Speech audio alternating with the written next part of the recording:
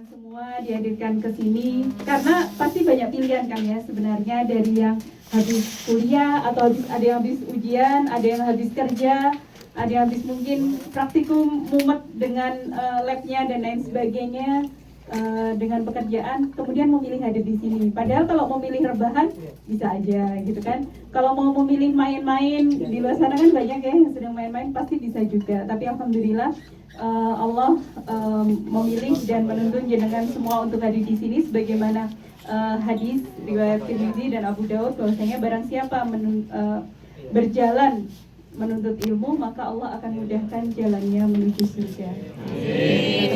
Amin. Baik, langsung saja. Saya butuh relawan 3 orang, bapak-bapak tapi. Takut saya kalau langsung terus. Silakan 3 orang, laki-laki pokoknya, maksudnya untuk menghormati ibu-ibu, untuk menghormati ibu jadi bapak-bapak di depan. Yang merasa laki-laki. Monggo Pak Sutres boleh deh. Ya. Silakan. 3 orang itu Bu. Iya 3 orang saja. 3 orang saja.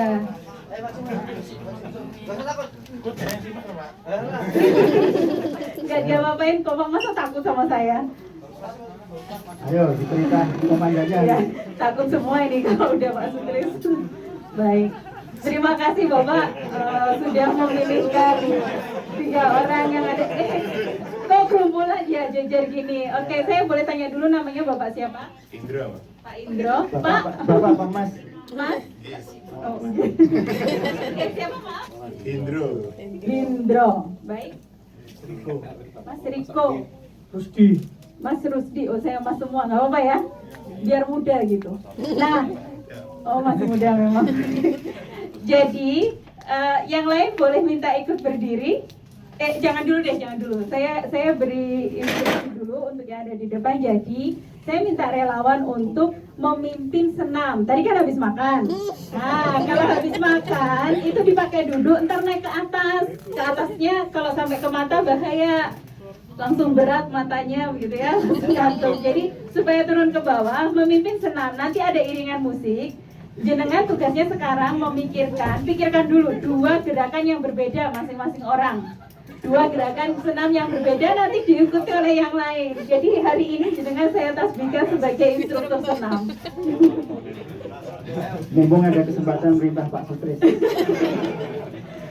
Ya, sudah dipikirkan 2 gerakan. Terserah gerakan yang aneh juga boleh. Yang penting Pokoknya tetap baik. Sudah, Mas Hindro, Mas Riko, Mas Rusdi, sampun 2 gerakan ya. Baik, nanti caranya adalah semuanya berdiri, ada iringan musik. Nanti saya akan berikan aba-aba untuk gerakan ke-1. Pertama dari Mas Hindro dulu. Nanti suka-suka saya kapan gerakan keduanya gitu ya. Demikian juga suka-suka saya kapan ke Mas Riko gitu. Oke, baik. Siap.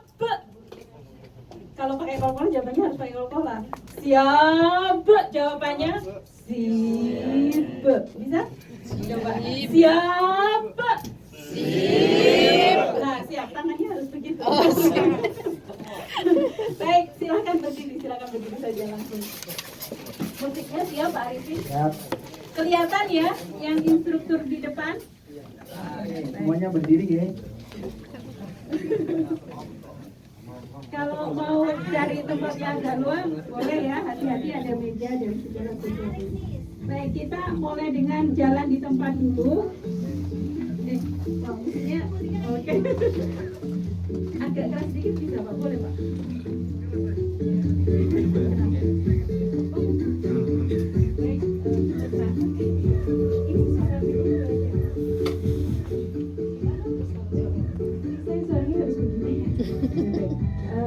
Baik, jalan kaki dulu aja semuanya, silakan jalan kaki di tempat. Oke, silakan mulai gerakan pertama Mas Indro. Ya, diikuti. 1,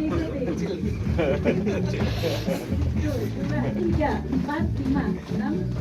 Gerakan kedua.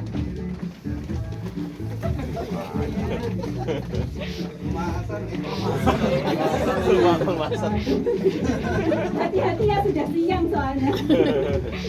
Baik, silakan ke Mas Riko, gerakan pertama.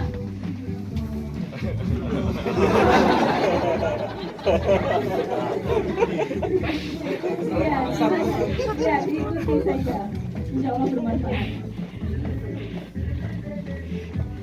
Baik, 3. Gerakan kedua, ya. 3,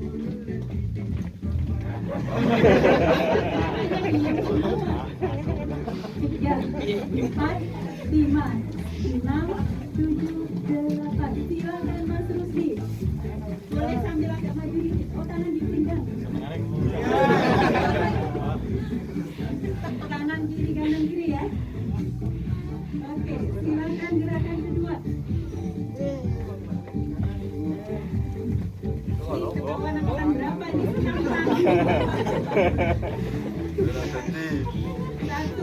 2, 3, 4. Baik. Tepuk tangan buat kita semuanya. Terima kasih Mas. Mbak, boleh dong apresiasi buat beliau bertiga. Mbak Elza, mana Mbak Elza? Ya, oke Mbak Elza. Jadi silakan disampaikan. Baik, kalau suara saya segini kedengaran ya Mas ya, supaya tidak terlalu. Kalau tanpa mic Dengar. dengar. Tetap dengar ya? Dengar. Iya. Gitu. Gak apa-apa ya? Nanti jangan pakai mic. Oke, akan dapat. Iya, ternyata merusak suara saya ya. Baik. Oh iya, silakan disampaikan. Berterima kasihlah kepada Pak Sutris ya.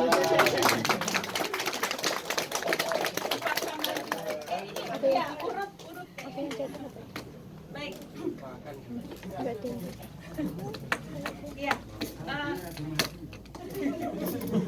Oke, sebelum kita mulai, saya akan mulai dulu dengan ada 3 kunci sukses yang harus kita jalani bersama-sama agar nanti dari siang ini sampai nanti sore kita bisa menjalani seluruh rangkaian acara ini dengan baik. Jadi kami yang berdiri di depan bukan yang paling tahu, bukan yang paling ngerti, bukan yang paling bisa.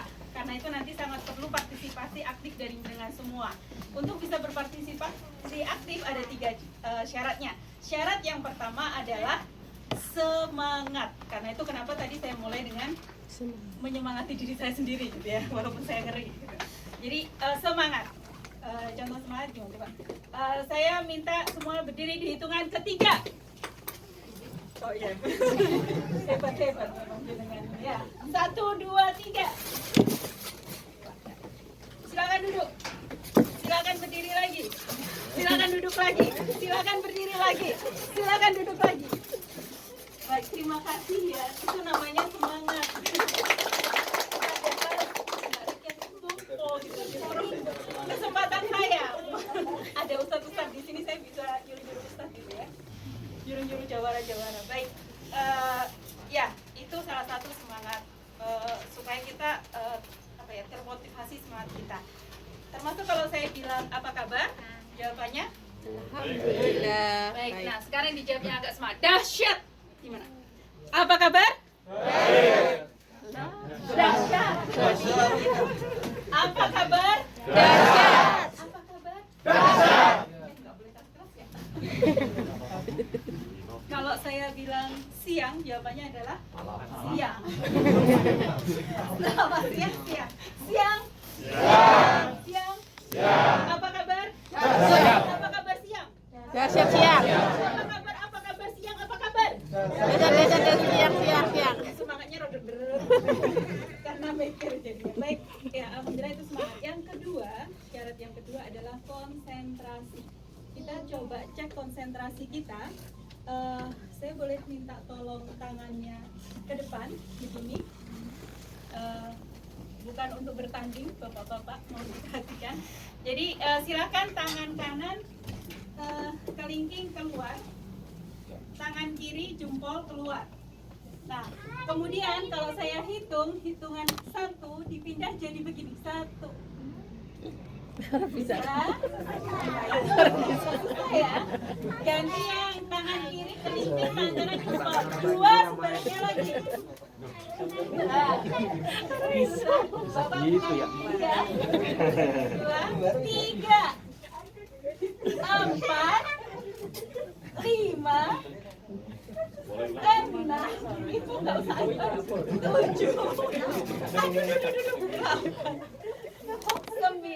10, 12, 13, 14, 15. Konsentrasi. Kuncinya jangan dipikir, jangan pegang jempol. Bukan jempol. Ya, baik, silakan diturunkan. Baik, itu salah satu cara untuk jadi konsentrasi. Ada banyak yang lainnya. Nanti ya di next pelatihan insya Allah kita coba. Dan kalau jenengan nanti langsung jadi anak-anak, ini bisa untuk latihan konsentrasi sama mengembangkan otak baik kanan maupun kiri. Otak kita ada dua belahan, kanan dan kiri. Kanan itu lebih ke arah imajinasi dan seterusnya, imajinasi, gambar, suara, emosi dan seterusnya. Kalau kiri lebih kepada urutan logika berpikir yang kayak gitu-gitu. Nah, kalau keduanya ini diaktifkan, maka sambungan otaknya akan lebih ngomongnya lancar. Insya Allah akan membuat lebih. Bukan begitu Bu kesimpulannya, ini untuk meningkatkan. Baik, syarat yang kedua itu tadi ya, Konsentrasi. Kalau mau coba yang lain ada yang tembak-tembakan, kalau bapak mau suka. Ya, tembak 1, dor, gampang ya. Tembak 2, dor, ada yang mau coba? Tembak 3, dor. Dicoba biar tahu bisa apa enggak. Tembak 4, dor. Tembak 5, dor. Tembak 1, tembak 2, tembak 3. Dor saja itu mah, bukan tangan. Ternyata susah. Baik, nah syarat yang ketiga adalah syarat pertama tadi apa? Semangat. Kedua, Konsentrasi. Syarat yang ketiga adalah berani beda. Berani beda. Iya. Jadi maksudnya kita memang harus berani untuk berbeda. Kalau kita masih berbeda karena benar ya, berbeda dalam kebenaran. Nah, untuk berani berbeda, kita akan menstimulasi, kita akan belajar untuk berani berbeda dengan kenalan. Saya mau mikir gerakan dulu. Jadi contohnya adalah, jadi nanti kita akan kenalan beberapa saja, tidak semuanya, dengan cara, ada caranya. 1, coba semuanya. 1, 2, 3, 4. Lagi. 1, 2, 3, 4. 1, 2, 3, 4. Jarang-jarang kan lihat jagoan gini-gini. Ya. Nah, nanti akan begini. Nama saya Rekian gitu. Nah, tapi setelah Rekian begini dikasih gerakan yang terserah, gerakan yang mungkin mengingatkan seseorang pada namanya tersebut. Nah, saya contohkan dengan gerakan saya. Nama saya Rekian. Nah, kenapa begini? Nama saya itu dari namanya Rakian Sinta, seorang raja perempuan. Begitu. Baik. Nah, ada yang mau menerima tantangan? Dari situ saja, nggak usah maju. Silakan berdiri. Dipikirkan gerakan untuk dirinya. Misalkan Rusdi apaan ya? Tambah satu lagi, hobi. Nah, hobinya nanti juga dengan gerakan. Hobinya apa? Hobinya misalkan sepak bola. Nah, itu boleh dengan gerakan. Silakan beberapa orang dari sayap sini, silakan ada yang mewakili. Yuk. Bapak yang di depan, silakan Bapak. Iya. Saya kok takut ya? Oh, maju. Pak, tapi nanti nggak dapat hadiah nggak apa-apa. Silakan. Nama saya Ano. Hobinya Bapak, hobinya juga kayak gitu. Oh, Silat. Maksud saya ini sih, nama saya Ano, hobi saya silat. 2 kali. Oke. Pak Ano, hobinya Silat. baik. Dari sayap sini, silakan. Ini ada perwakilan dari depan, silakan dari belakang. Ada?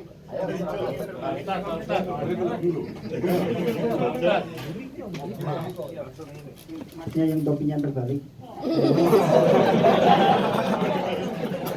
Itu sudah yang berani beda. Ya, silakan Mas. Ya, dari situ boleh. Maju juga boleh.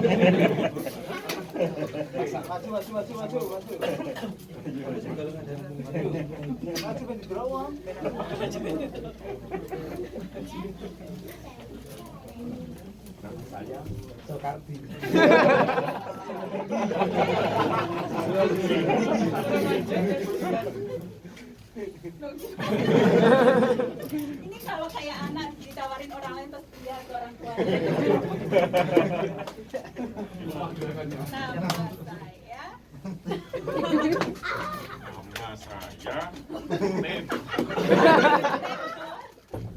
Tempo. Anak Tempo. Hobinya hobi saya. saya Oh, ya, tepuk tangan buat aku. Boleh dari sini yang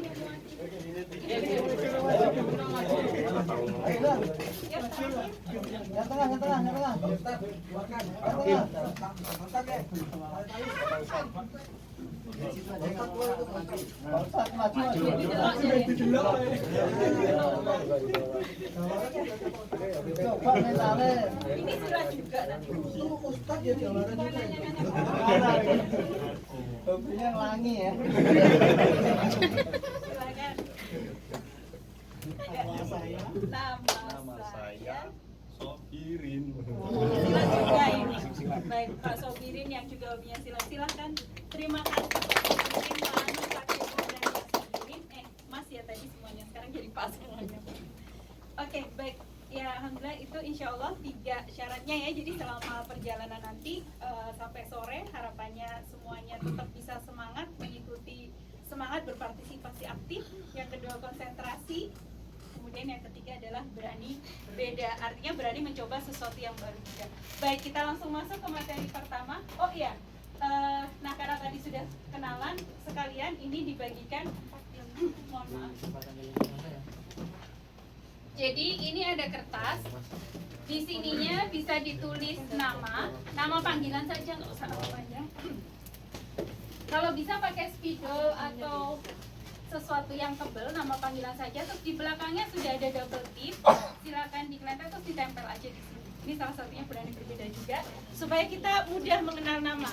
Yang jenengan datang belakangan tadi nggak ikutan tadi. Kalau tadi udah ngapalin namanya semua ya Bu ya. Iya, yang tadi yang datang duluan sudah ngapalin namanya duluan Pak Wandi ya. Ya. Nah ini ya, karena yang barusan datang tuh langsung banyak. Nah, monggo silakan ditulis namanya masing-masing. Kita kasih waktu 30 detik saja. Pakai ya. Kalau bisa besar ya, pakai pensil, pulpen nggak apa-apa tapi besar. Ya, nggak apa-apa. Bisa. Nggak usah nama aja. Bisa kayak gini, Rek ya. Saya juga pakai yang sudah terlanjur kecil nggak apa-apa. Oke, bisa segera ditempel di sini seperti saya. Baik. Terima kasih. Mas Adi, Pak Adi. Oh, Pak Darsono Anok. Pak Andi. Ya, silakan sambil diselesaikan. Insya Allah sudah selesai ya. Siap untuk ke materi pertama? Siap. Siap. Selalu. Sip. Baik, silakan tepuk tangan untuk Pak Andi. Assalamualaikum warahmatullahi wabarakatuh. Baik Bapak-bapak dan Ibu-ibu sekalian, kita akan masuk ke materi yang pertama. Semoga masih bisa konsentrasi ya, daripada nanti dikerjain lagi sama Bu Rekian.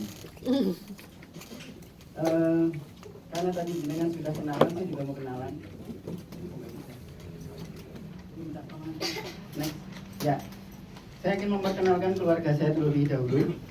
Itu adalah foto kami 2 tahun yang lalu. Yang paling ganteng, paling kanan itu saya.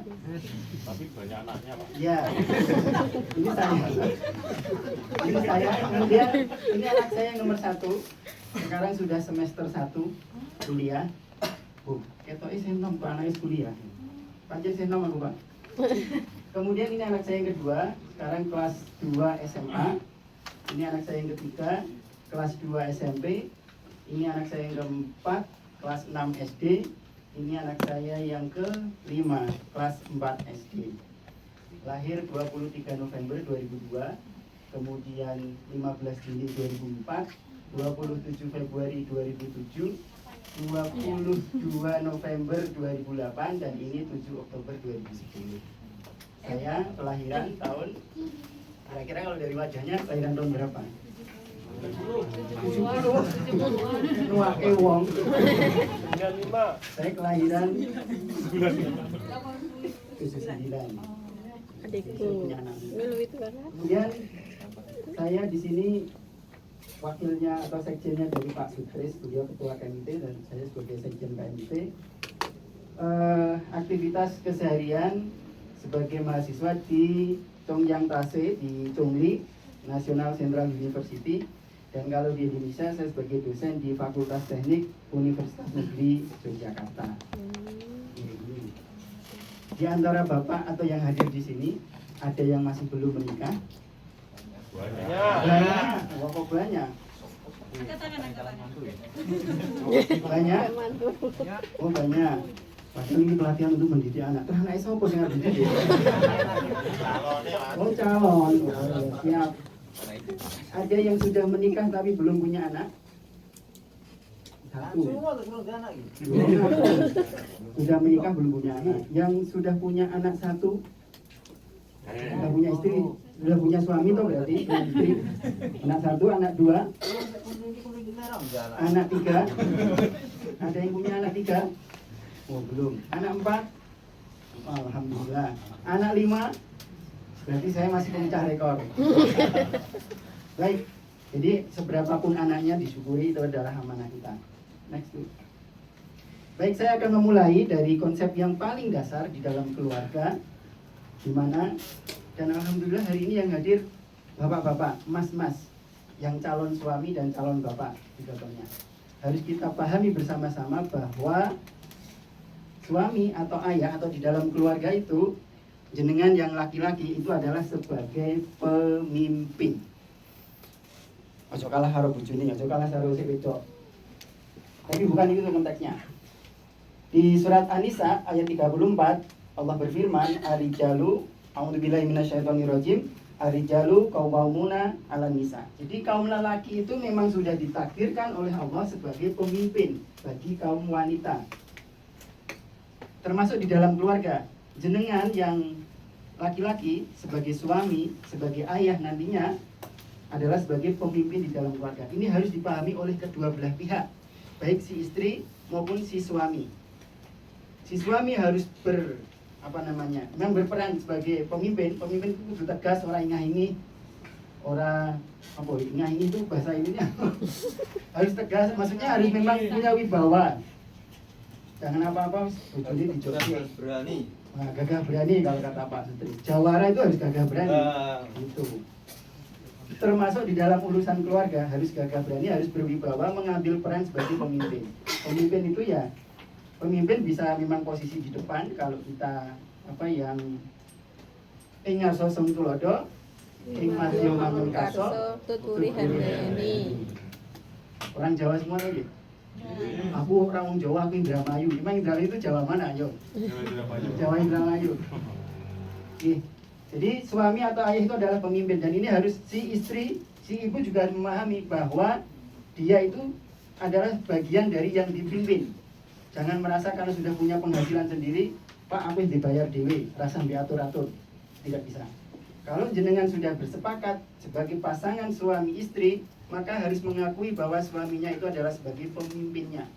Si suami juga harus menempatkan diri sebagai pemimpin. Next. Dan suami adalah sebagai penanggung jawab. Karena pemimpin, jenengan yang bertanggung jawab, termasuk di dalam mendidik anak. Ya ayyuhalladzina amanu qu anfusakum wa ahlikum naro. Termasuk ketika nafkah tanggung jawab jenengan, punya rumah tanggung jawab jenengan, mendidik anak tanggung jawab jenengan, termasuk bagaimana supaya keluarga jenengan sekeluarga itu terhindar dari api neraka. Hai orang-orang yang beriman, pelihara dirimu dan keluargamu. Ini ayat ini ditujukan lebih pada para pimpinan tadi, orang tua. Jagalah dirimu dan keluargamu. Jadi jenengan nek salat ojo salat dhewe, anake dikon salat, bojone juga dielinge salat. Jangan soleh sendirian. Jenengan masuk surga, masuk anak bojone ning neraka. Wong ning surga golek saya anyar, Pak. Oke, itu ya. Suami atau ayah adalah penanggung jawab. Kemudian tetapi juga harus disadari, walaupun pemimpin itu tidak kemudian semena-mena, suami, istri atau ayah, ibu itu saling melengkapi dan saling bekerja sama. Allah sudah menggambarkannya itu di surat Al-Baqarah ayat 187, Hunna libasul lakum wa antum libasul lahun. Ini nanti para ustadz mengoreksi kalau saya ada yang salah ya. Mereka adalah pakaian bagimu dan kamu pun adalah pakaian bagi mereka. Suami istri itu saling melengkapi. Ojo malah apa jenenge olone bojone, celahnya istrinya atau suaminya dipamerkan. Kayak status Facebook, bojoku marah, yes. Nah, jadi harus saling melengkapi. Jenengan harus sadar, suami harus sadar bahwa dirinya bukan yang sempurna. Jenengan kan kita sebagai lelaki kan bukan sosok yang sempurna juga, pasti punya kelemahan. Demikian juga istri jenengan, istri kita itu juga sosok yang punya kelemahan. Di samping itu juga sama-sama punya kelebihan. Jangan kalau melihat istrinya orang lain terlihat kelebihannya, melihat istrinya sendiri lihat kekurangannya. Tetapi suami dan istri adalah saling melengkapi. Semua harus saling memahami bahwa ada kelebihan dan ada kekurangan. Nah, termasuk ketika mendidik anak. Ketika kita mendidik anak, saya ibaratkan sebuah keluarga itu seperti sekolah. Pernah sekolah semua ini? Kalau almarhumah ibu saya selalu bilang mangan sekolahan gitu kan. Jadi wong itu bisa kayak wong mangan sekolahan. Nah, saya ibaratkan bahwa dalam mendidik anak itu seperti kita di sebuah sekolah. Ayah, jenengan yang laki-laki, suami itu sebagai kepala sekolah. Bayangkan jenengan punya sekolah kemudian berperan sebagai kepala sekolah. Ada guru, ada siswa, ada bangunannya, ada kurikulumnya, ada programnya. Mumet. Makanya jangan suka remehin gurunya anak-anak. Guru ini piye to ngene. Enggak gitu ya. Enggak sih kayaknya, ya beda. Nah, ayah itu sebagai kepala sekolah. Jenengan harus berpikir bahwa jenengan itu sebagai kepala sekolah di dalam keluarga. Bagaimana asumsinya bahwa anak-anak kita yang anaknya lebih dari satu, anak kita, anak yang jenengan itu sebagai siswanya. Bagaimana kemudian terus jenengan bisa mendidik anak itu menjadi anak yang soleh dan solihah, qurrata a'yun, yang membahagiakan, yang menyenangkan kalau dilihat. Rabbana hab lana min azwajina wa dzurriyyatina qurrata a'yun. Jadi punya keluarga, punya anak, punya istri yang membahagiakan kalau dilihat. Nah, kepala sekolah itu berarti harus memastikan semua infrastrukturnya ada. Kurikulumnya terutama, programnya. Waduh, program mendidik anak itu bina. Maka kalau kita pengen punya anak yang soleh, maka dimulai dari orang tuanya harus soleh terlebih dahulu. Pengen punya anak yang bisa membaca Al-Quran, kira-kira bapak ibunya harus bisa membaca Al-Quran juga. Jangan, ya harus fair. Nyuruh anaknya menghafal Al-Quran. Aku pengen anakku jadi hafiz. Walaupun kita nggak bisa selesai 30 juz, ya minimal kita tetap berusaha untuk membaca Al-Quran, berinteraksi dengan Al-Quran supaya anak kita juga demikian. Memastikan itu. Kemudian ibu-ibu, kalau di situ istilahnya adalah ibu sebagai al-ummu madrasatul ula. Pertama kali anak terlahir itu pasti akan bersentuhan dengan ibunya. Maka ibu itulah yang kemudian punya peran sebagai pendidik pertama. Nanti akan dijelaskan lebih lanjutkan ibu nanti jawabannya ibu. Sehingga kemudian bersama-sama ayah dan ibu itu bagaimana kemudian mendidik yang mencerdaskan dan memberdayakan. Jangan hanya memerintah. Bocah kudu ngene, bocah kudu ngene. Kita harus berusaha ayah dan ibu ini bersepakat. Kadang-kadang kan ibunya pengen gimana, bapaknya pengen gimana. Ada nggak yang kayak gitu? Bapaknya pengen sekolah nang STM wae dan pinter teknik. Sementara ibunya pengennya sekolahnya di SMK kasih jahit-jahit wae sing masak. Harus bersepakat. Yang satu ibunya bapaknya pengen nanti kalau sudah SMP anak kita ke pondok aja biar sekaligus hafalan. Sementara ibunya nggak usah, kasihan masih kecil begini begitu. Harus sepakat. Maksudnya harus sependapat, sejalan. Baik ayah maupun ibu. Bukan ayah sebagai kepala sekolah, ibu harus nurut. Ya, makanya tadi saling melengkapi. Tidak kemudian si suami itu semena-mena. Yang penting tak bayari memangkat, ya, seperti itu.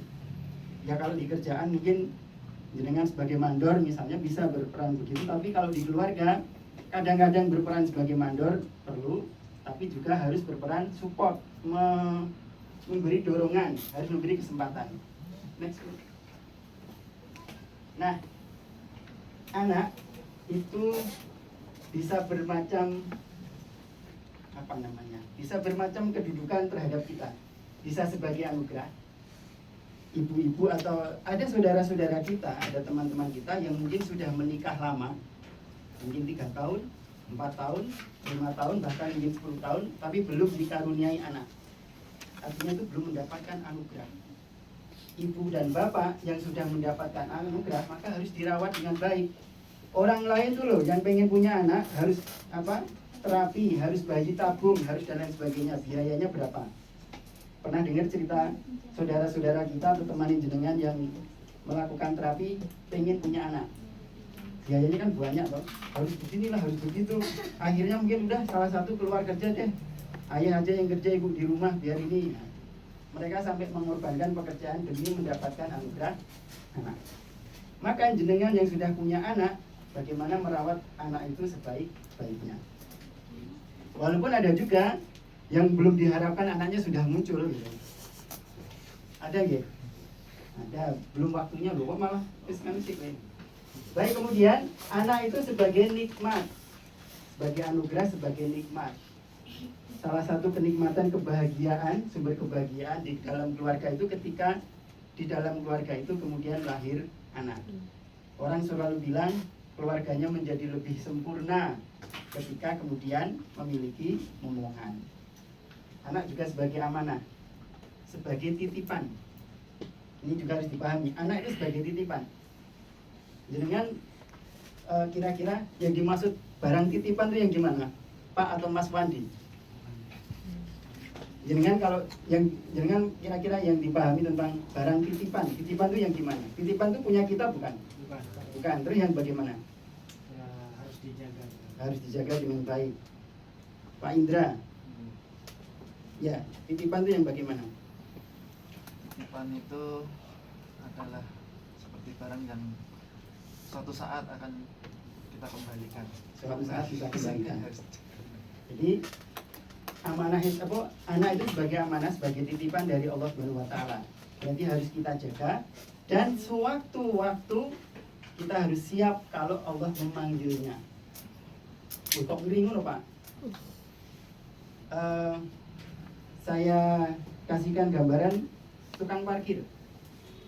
Tukang parkir itu datang mobil Xenia biasa aja, masuk dia, silakan masuk, dikasih tempat.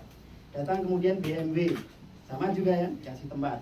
Datang lagi Alphard, kasih tempat juga. Dia tidak kemudian berbangga, aku duwe Alphard, aku duwe Xenia, aku duwe BMW, enggak. Dia biasa aja. Tapi kemudian datang nih yang punya Alphard, ngambil mobilnya, enggak ditahan-tahan, silahkan. Dia juga tidak resah gelisah, ini Alphard mau tak apain? Oh, udah ada yang punya, ada yang nanggung, ya. Jadi kalau tukang parkir itu nggak mikirin nanti mau gimana, sudah ada yang nanggung. Jenengan sebagai orang tua tidak perlu merisaukan terlalu berlebihan terkait dengan rizkinya si anak. Ini yang kadang-kadang kita ini belum punya anak aja sudah dipikir biaya kuliah. Ada loh. ada orang yang benar-benar pengen punya anak, tapi kemudian ada yang berpikir, tabunganku belum cukup, gue biaya sekolah dulu. Anaknya belum ngono, sudah mikir biaya sekolahnya. Maksud saya apa? Karena dia amanah, dia titipan dari Allah, maka Allah yang akan menjaminnya. Tugas kita adalah tadi, merawatnya, menjaganya, supaya itu menjadi anak yang soleh dan solehah tadi. Tapi di sisi lain, anak sebagai ujian. Nah ini yang harus kita ini. Dengan berangkat ke Taiwan, meninggalkan anak, ini kita ini sebagai ujian. Apakah masih bisa menunaikan amanah menjaga anaknya? Apakah kemudian anak itu memang bisa menjadi sumber kebahagiaan kita? Atau bahkan kalau kita tidak bisa merawat dengan baik, tidak bisa mengelola dengan baik, anak ini akan menjadi fitnah bagi kita. Tahu-tahu, mohon maaf ngapunten, semoga tidak.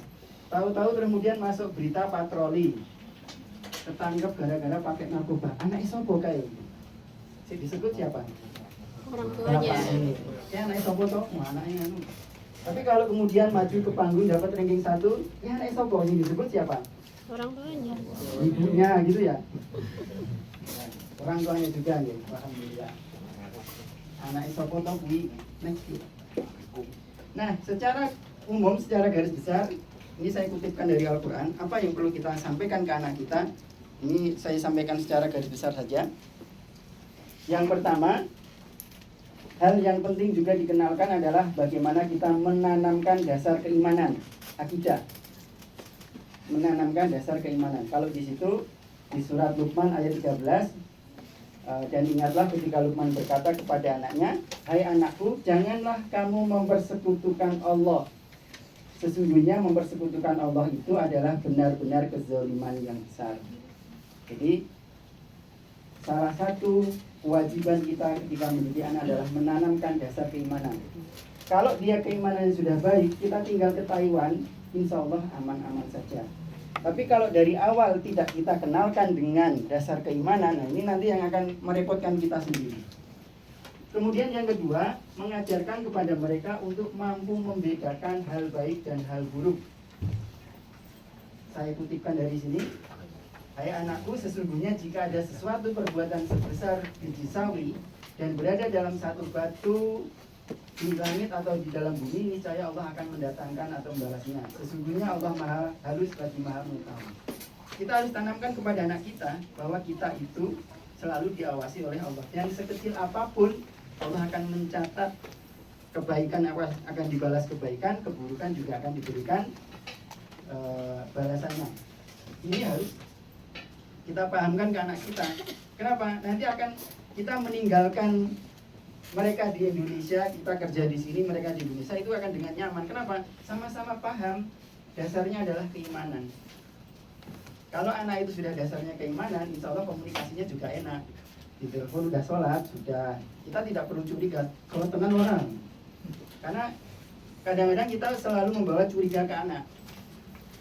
Apa yang dikatakan itu tidak selalu langsung kita percaya, karena tidak dari awal mungkin kita merasa pernah ditipu oleh anak, ya pusi aku harus anakku. Kemudian kita tidak pernah percaya lagi sama dia. Nah, makanya hal yang harus diberikan adalah bagaimana kita mendidik, mengajarkan anak itu mampu membedakan hal baik dan hal buruk dan seterusnya. Ya. Kemudian mengenalkan anak kepada kewajibannya kepada Allah. Ini harus juga kita kenalkan. Kapan harus dikenalkan mendirikan sholat? Kapan anak itu harus kemudian sekedar dikenalkan bahwa wajib sholat? Kapan kemudian harus dipaksa untuk sholat? Kapan harus kalau nggak sholat kena hukuman? Itu harus kita pahami. Dan kita kenalkan hal-hal lain yang merupakan kewajibannya sebagai seorang muslim. Next. Yang lain lagi, selain itu kita juga mengajarkan anak tentang akhlak atau adab atau pendidikan karakter. Karakter yang baik. Di antara yang hadir, apakah ada yang pengen anaknya itu bukan anak yang baik? Anakku sembarangan gak apa-apa. Pasti kalau ditanya kan pengen anaknya yang lebih, ya mestinya yang lebih baik dari saya atau Mas, yang lebih baik dari saya atau Pak. Kalau saya sekarang sebagai pekerja di pabrik, saya pengen ya anakku udah jadi mandore, minimal loh. Masuk ini podo karo bapaknya. Sekarang bapaknya mandor, besok anaknya pengennya jadi manajer.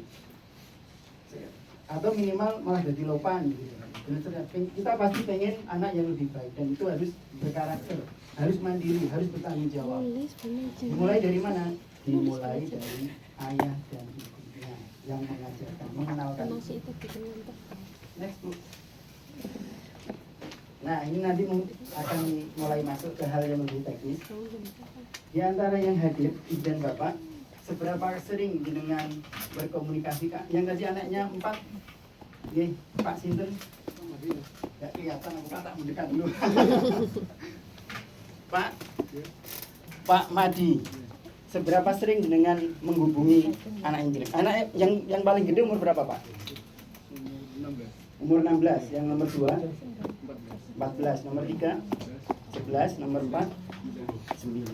Seberapa sering jenengan nelpon atau 2 hari sekali? Biasanya yang diobrolin apa, Pak?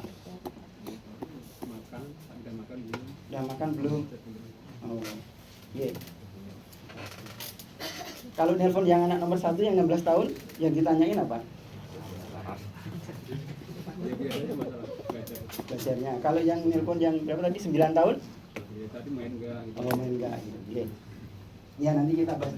Nah, ketika kita komunikasi dengan anak itu juga harus diperhatikan anaknya ini seberapa sesuai dengan umurnya.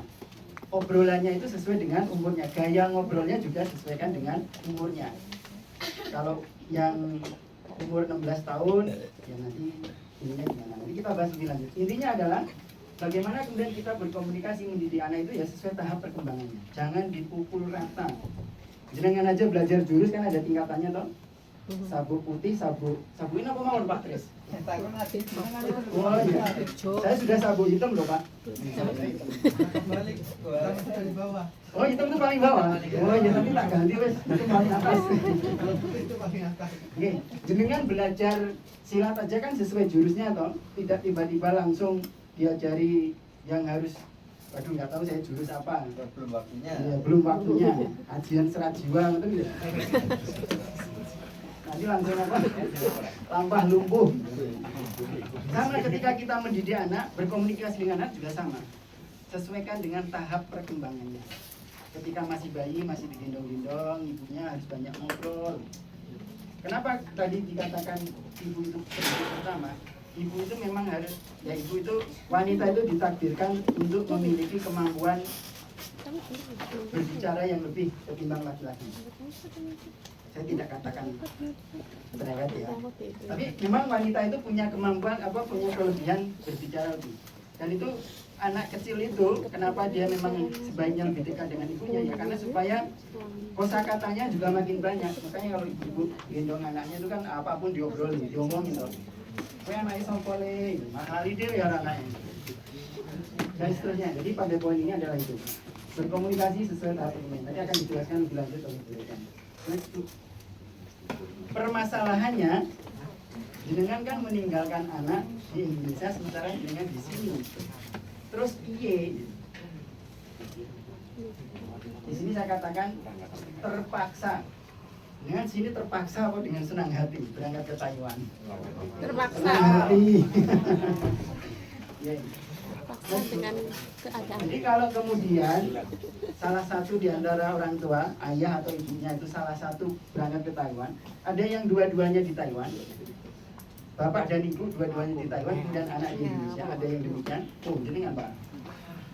Terus kemudian kalau yang bapak-bapak ini, berarti ini istri dan anaknya di Indonesia semua yang hadir di sini. Yang ibu-ibu, suaminya ada di Indonesia dan anaknya atau juga ada di sini? Suaminya di Indonesia. Suaminya di Indonesia. Baik. Kalau kemudian salah satu bisa ayah atau ibunya bekerja di luar negeri, apa yang harus kita persiapkan? Karena kita tadi tanggung jawab mendidik anak itu tetap harus kita lakukan. Harus sama-sama dipahami tadi kembali bahwa penanggung jawab itu tetap ada pada suami dimanapun jenengan berada. Tidak bisa aku wis ning Taiwan aku golek duit urusan anak wong ning omah, nggak bisa begitu. Tetap penanggung jawab itu adalah ada di jenengan sebagai kepala keluarga. Besok kalau di Yaumil Hisab jenengan tetap ditanya anak bojomu didik ora. tidak bisa terus dengan jawab aku tugasku golek duit ning Taiwan, urusan anak wong omah, nggak bisa gitu. Tetap suami sebagai penanggung jawab. Kemudian yang harus dilakukan adalah walaupun jenengan jauh di sini, jenengan tetap harus memahami kondisi rumah dan orang rumah yang ditinggalkan. Maksudnya gimana? Ada yang mungkin baru setahun, tapi nggak ada sih kayaknya udah. Yang paling apa namanya? Paling junior di sini berapa tahun? Ada yang 2 tahun? Oh, 3 tahun? 4 tahun? 5 tahun? Ada yang lebih dari 10 tahun? Ada. Oh, Pak Sutris juga sudah 10. Selama itu, walaupun jenengan sudah lama meninggalkan rumah, tetap bagaimana berusaha kemudian memahami kondisi rumah dan orang rumah yang ditinggalkan. Orang rumah yang saya maksud apa? Ya kalau suami berarti istrinya dan anak-anaknya. Tetap harus mengikuti perkembangannya. Tetap mengikuti dan memantau perkembangannya tadi dengan cara nelpon dan seterusnya, nanti kita bahas lebih lanjut. Dan yang harus dilakukan adalah bagaimana berkomunikasi dengan efektif dan optimal. Penting yang harus saya kotakin di bawah ini, bekerja di luar negeri dengan meninggalkan anak itu bukan kondisi ideal. Termasuk saya, istri dan anak saya ada di Jogja. Saya katakan saat ini saya sedang kondisi tidak ideal karena saya meninggalkan anak saya dan istri saya di Jogja. Demikian juga bapak-bapak, itu bukan kondisi ideal. Maka perlu tetap ditetapkan waktu untuk kembali ke tanah air dan membentuk keluarga yang normal. Kalau ditanya, jenengan bekerja itu untuk siapa? Mencari nafkah untuk keluarga. Keluarga itu siapa? Ya, anak dan istri. Apakah anak dan istri itu hanya sekedar butuh kiriman uang? Tidak. Maka dari itu, untuk menjadi keluarga yang normal tetap harus berkumpul, sehingga kemudian harus ditetapkan bahwa kapan kembali ke tanah air. Saya mau 2 kali kontrak berarti 6 tahun. Saya pengennya 3 kali kontrak berarti 9 tahun. Tak polke 4 kali kontrak 12 tahun. Tetapi habis itu pulang balik ke Indonesia. Jangan habis dari Taiwan pulang Indonesia berangkat lagi ke Hong Kong. Pulang dari Hong Kong berangkat lagi ke Malaysia. Terus kapan kumpul karo keluarga nih? Katanya ya tadi istri dan anaknya kan tidak sekedar butuh kiriman uang. Next, Bu. Kalau kemudian dua-duanya berada di luar negeri, maka jenengan harus memastikan anak diasuh oleh siapa. Apakah diasuh oleh orang yang tepat? Apakah jenengan kenal baik dengan orang yang dititipi? Karena tadi tidak bisa jenengan langsung itu. Besok di akhirat itu tetap jenengan yang ditanya. Sampean tak kasih amanah anak dirawat pora, wes tak bayari. Dirawat kan tidak sudah dibayari. Ada sentuhan kasih sayang, ada mendidik dan sebagainya. Selalu berkomunikasi dan sebagainya. Monggo next. Nah kemudian upayakan komunikasi itu segitiga. Sebagai ayah juga ini karena yang hadir banyak bapak-bapak. Saya asumsikan misalnya gini, bapak-bapak ada di Taiwan, ibu dan anak ada di Indonesia. Maka ya sebagai sebuah pasangan yang mesra, gitu, dengan harus punya waktu khusus juga nelpon komunikasi berdua dari suami ke istrinya. Terserah dengan topiknya yang rada ngeres-ngeres itu gitu juga nggak apa-apa kalau cuma sama istrinya, toh. Kemudian ada waktu khusus juga ayah ke anaknya. Dengan memang nelpon itu khusus untuk anaknya, misalnya yang sudah remaja 16 tahun itu juga kalau nelpon jangan terlalu rame-rame, jangan terlalu rame-rame barengan. Sesekali harus didekati cara remaja itu bagaimana. Pernah nanti nonton Pak nggih? Dulu ketika kita muda seperti apa, nah kurang lebih bagaimana mendekati anak kita yang sudah remaja ya turunkan. Kita jangan dengan bahasa yang orang tua, tapi kita coba komunikasi dengan mereka. Ada kalanya kita juga bagaimana kemudian meminta anak untuk, jadi ada kadang-kadang kalau yang saya lakukan, sebetulnya saya ingin menyampaikan pesan ke ibunya, tapi kadang-kadang saya gunakan anak saya. Jadi saya bilang ke entah yang si kakak atau si adik dan seterusnya, saya bilang bla bla bla ini nanti tolong bilang ke ibu ya. Supaya apa? Mereka punya latihan untuk menyampaikan sesuatu. Sebetulnya kalau ya untuk hal-hal yang memang bisa diwakilkan ya, kalau hal-hal yang penting ya monggo silahkan langsung. Untuk hal-hal yang bisa diwakilkan, kadang-kadang saya gunakan gitu. Saya bilang ke anak saya begini begitu, minta tolong nanti bilang ke ibu ya. Sehingga kan ini pasti akan ada komunikasi, bu kata ayah begini begitu. Lain waktu ketika saya ngobrol dengan istri saya, ya kan saya tanyakan kemarin si kakak udah bilang apa? Begini, oh ya. Dalam rangka apa? Ya mendidik anak saya supaya dia berani menyampaikan pesan. Oh ada pesan dari ayahnya begini begitu untuk ibunya. Tinggal saya cross check ke ibunya. Kalau ternyata pesannya beda yang saya maksud, nah, nanti ngobrol lagi, terus kemudian saya balik lagi.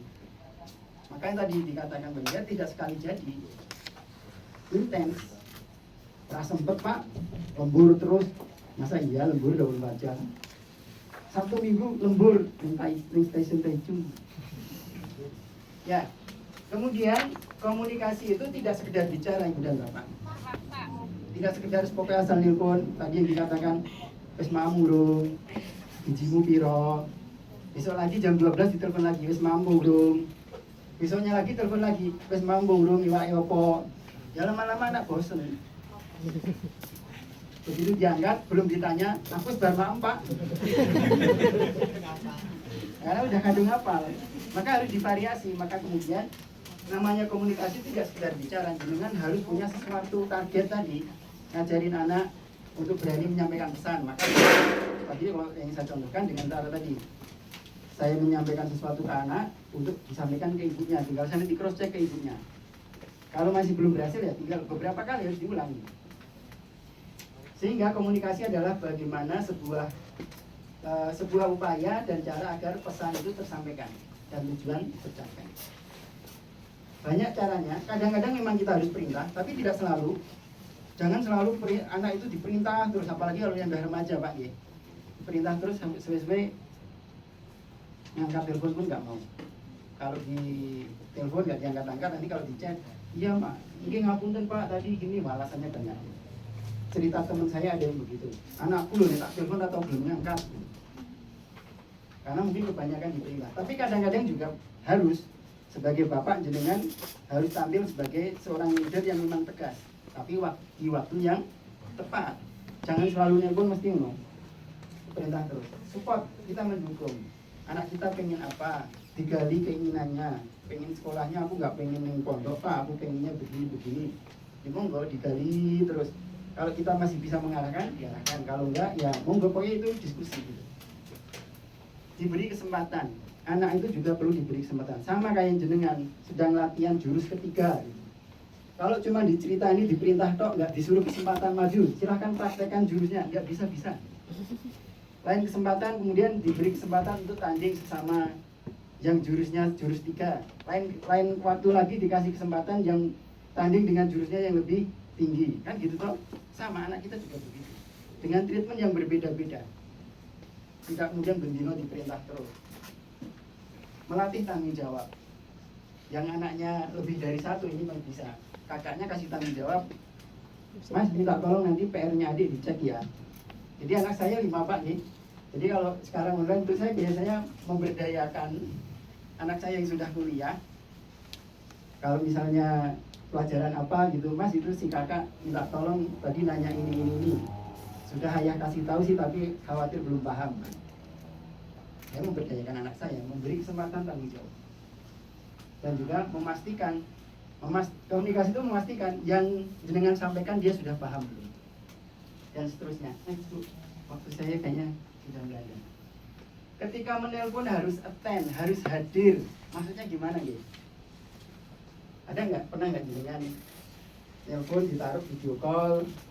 Ditinggal. Sandalnya gini, tapi dia beraktivitas yang lain gitu. Sering. Marah anaknya. Nggak ngomong tapi bapaknya saya garap liane. Ya kalau memang pas sibuk-sibuknya dia ngomong, tapi jangan keseringan begitu. Itu salah satu yang menyebabkan anak itu malas ditelepon. Betul. Nggak buat apa, bapak nelpon tapi saya garap liane. Telepon tapi karo cakep. Walaupun mungkin hanya 5 menit, 10 menit, tapi jenengan harus benar-benar hadir. Hadir itu maksudnya benar-benar perhatian. Yang dia penuh perhatian, penuh antusias dengan topiknya. Adik tadi, misalnya tanya pelajaran tadi, di sekolah tadi pelajarannya apa?